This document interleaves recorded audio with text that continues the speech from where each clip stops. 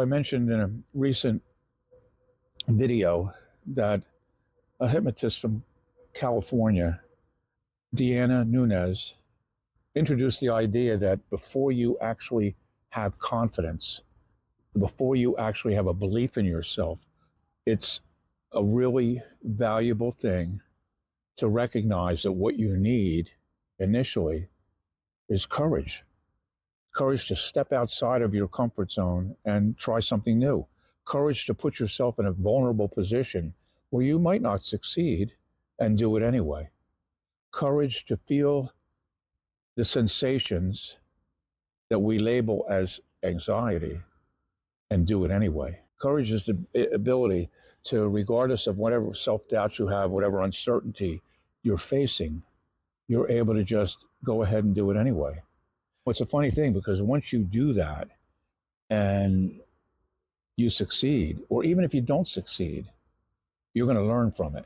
When you don't succeed, you're going to learn something valuable that's going to position you to succeed the next time or the time after that. One of the precepts of NLP is there's no such thing as failure. There's only feedback. And that's a beautiful idea because it's 100% true. When you step back and you look at it, you're either going to succeed and get the results that you're looking for, or you're going to come up short. And that's a tremendous opportunity to learn, because most of the things I've learned in life that have stuck with me are times when I made mistakes, times when I had to suffer the consequences of something not working out the way I wanted. And by consequences, it's usually a little feeling of embarrassment, or it's not a big consequence. We all wear a mask, and we all pretend that we're not wearing a mask. And that's just part of human nature. It's what we all do. People want to be liked. And a lot of that comes down to the whole idea that if you weren't part of the tribe, there was a good chance you weren't going to survive out in the wild by yourself. And so there's safety in numbers. It's something that human beings all know. And the reason is that you want to be accepted in the tribe for your own safety. And even though nowadays that doesn't have that much to do with it, as we get older, it's a lot easier to give up the idea that people have to like you.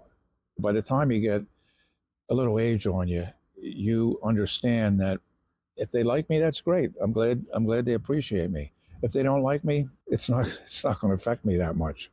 And I'm sure we've all had old aunts or grandmothers who just said whatever they thought, and sometimes that can be an embarrassing situation.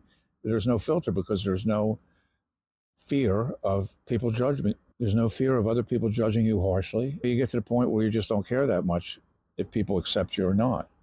Because the truth is, we're not in those same tribal circumstances that we were when this thing came up and became part of what's passed down genetically from generation to generation, that it's a good idea to be accepted and liked. It is a good idea. It's just not necessary. It's not anything that has to bother you in the least. Often people don't learn some of these things till they're advancing in their years. And I just think it's a really useful thing for younger people.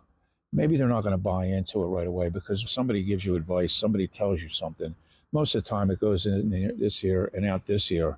You're not really buying into it until you experience it. Once you experience it for yourself, then it's easy to figure out. But it's still not a bad idea to be introduced to some of these concepts, because if you do become aware of them, you're going to be on the lookout for them. And perhaps you'll see some evidence that these things are true. Keep watching. Tom Mulryan, EquestrianHypnoCoach.com.